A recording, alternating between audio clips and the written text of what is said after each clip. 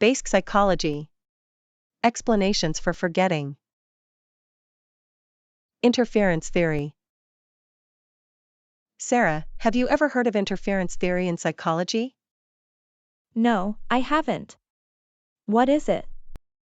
Interference theory argues that forgetting occurs due to two memories competing and being affected by past memories or possible future learning. How does it work? The more similar the two memories are, the more interference it causes as the two memories become confused with one another. Two types of interference are proposed to occur: proactive interference and retroactive interference. What's proactive interference?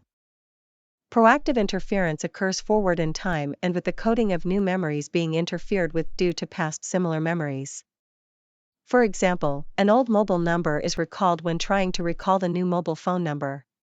Keppel and Underwood, 1962, demonstrated proactive interference. What's retroactive interference? Retroactive interference occurs backwards in time when the coding of new information disrupts previously stored information.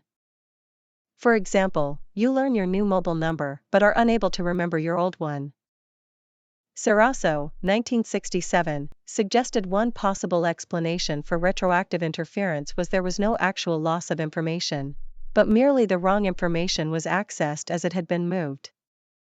Muller, 1900, identified retroactive interference through a study where participants tasked with learning a list of syllables are given an intervening task between exposure to the syllables and recall. Interference theory evaluation. Interference theory explains how we forget information when similar or competing information interferes with our ability to remember it. For example, if you try to remember two lists of similar words, you might get confused and forget some of them. That makes sense. Is there any research to support this theory? Yes, McDonald et al., 1931, conducted a study where participants were given two lists of adjectives to remember. Recall was poorest when the second list was a list of synonyms of the first list, supporting the case for confusion to occur between the two memories as interference theory states. Interesting. Are there any weaknesses to this theory? One major weakness is that the interference effects are more evident in laboratory-based settings, using various memory-based tasks. Therefore, it makes it difficult to generalize the findings externally beyond the laboratory settings, or understand exactly how much day-to-day forgetting can be credited to interference, or even forgetting in general. Also, forgetting due to similarities doesn't happen that often either, suggesting it is only one part of a bigger explanation and oversimplified. I see. Are there any real-world applications for this theory? Yes, understanding how interference works can offer advertisers real-world applications for marketing campaigns as they attempt to build brands. Danaher, 2008, found that when people were exposed to adverts from competing brands within a short time frame, participants struggled to recognize the brands or their message.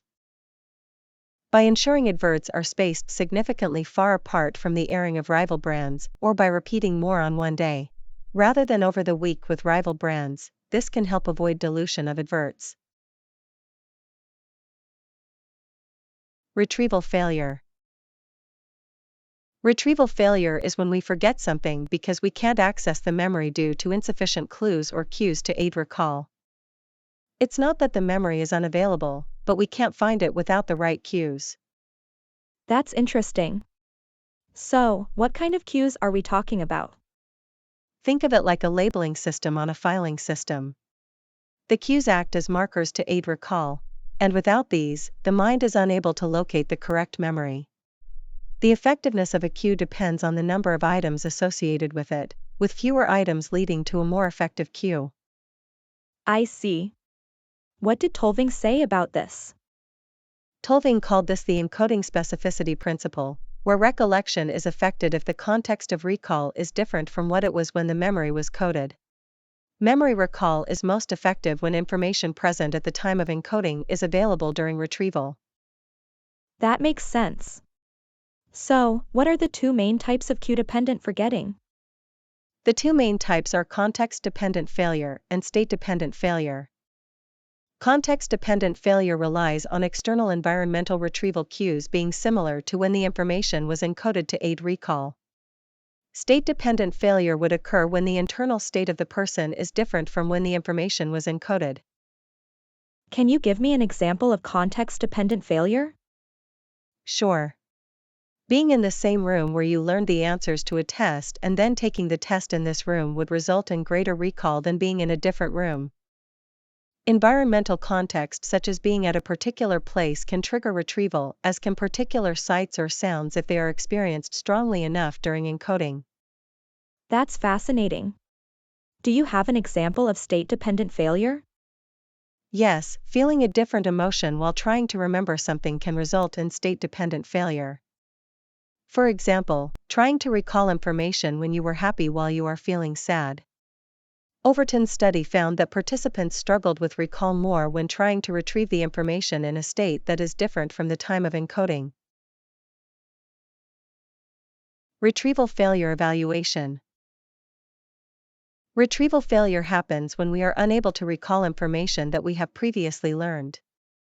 Cue-dependent forgetting occurs when we are unable to recall information, because we lack the necessary cues or prompts to retrieve it from memory. Why is this important to understand? Understanding how cues affect recall can help us develop ways to improve memory for the benefit of society. For example, research into retrieval failure and cue-dependent forgetting has real-world application, particularly in the search for missing people and reconstructing the last known whereabouts. That's interesting. Can you give me an example? Sure. In 2001, a reconstruction of Danielle Jones' last known whereabouts prompted witnesses to recall her arguing with a man, which later led to the conviction of her uncle through witness testimony. This has also helped in cognitive interviews to help people recall information for witness testimonies. Wow, that's impressive. What are some of the theories of retrieval failure? There are several theories, including the encoding specificity principle, state-dependent failure, and cue-dependent learning. However, some of these theories have limitations and ethical concerns. For example, research into state-dependent failure such as Overton's 1972 study raises ethical concerns, as it encourages people to become drunk and under the influence of substances, which can lead to injury or even death even by accident. I see. So, what are some of the criticisms of these theories? Baddeley, 1997, criticized the encoding specificity principle as impossible to test and verify for certain, making it unscientific.